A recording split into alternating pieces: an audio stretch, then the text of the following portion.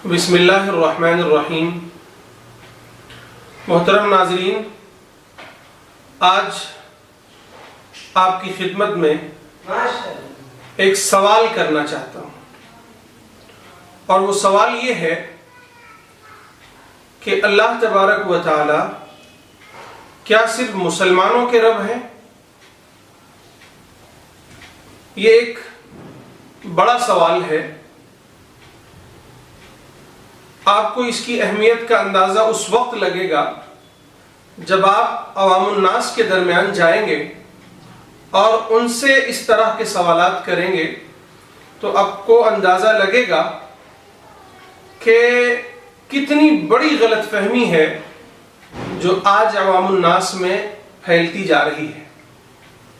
तो आइए इस सवाल को हम कुरान मजीद की एक आयत से हल करते हैं। कुरान मजीद खोलते हैं तो सबसे पहली सूरत जो शुरू होती है वो सूरतुल फातिहा है। सूरतुल फातिहा की पहली आयत है, अऊज़ु बिल्लाहि मिनश शैतानिर रजीम, बिस्मिल्लाहिर रहमानिर रहीम, अल्हम्दुलिल्लाहि रब्बिल आलमीन। कि तमाम तारीफें उस अल्लाह के लिए हैं जो तमाम जहानों का रब है।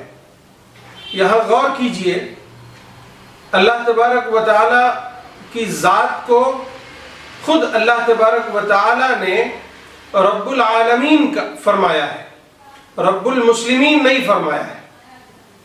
इससे ये बात अच्छी तरह वाज़ेह हो जाती है कि अल्लाह तबारक व तआला सारी कायनात का पैदा करने वाला है, सारे इंसानों का खालिक व मालिक है, सबका रब और सबका परवरदिगार है।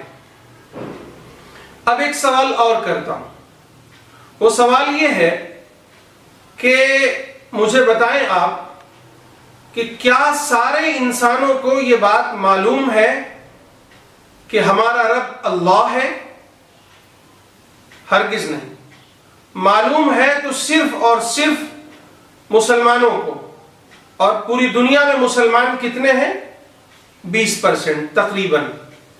अब 20% इंसानों को ये बात मालूम है कि अल्लाह तबारक व तआला उनके रब हैं, लेकिन 80% लोगों को ये बात हरगिज़ नहीं मालूम कि हाँ, अल्लाह तबारक व तआला उनके भी रब हैं।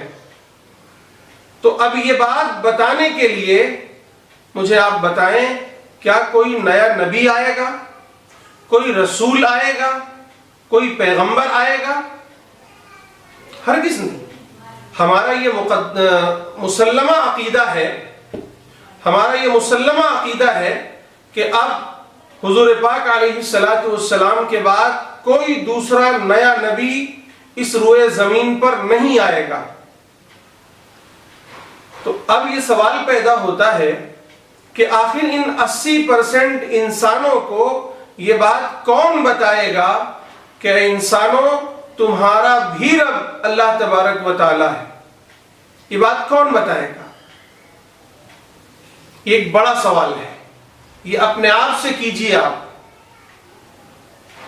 इस बात की जिम्मेदारी मुसलमानों की है, उम्मत मुस्लिमा के एक एक फर्द की जिम्मेदारी है कि वो हर फर्द बशर तक ये बात पहुंचा दे कि अल्लाह तबारक व तआला की ज़ात सिर्फ मुसलमानों का रब नहीं है, सिर्फ मुसलमानों का खुदा नहीं है, वो सारी कायनात का खालिक है, सबका मालिक है, और सारे इंसानों को उसी एक रब को अपना खालिक व मालिक, अपना रब, अपना परवरदिगार मानना चाहिए और उसी के सामने झुकना चाहिए, उसी से दुआएं मांगनी चाहिए और उसी की इबादत करनी चाहिए।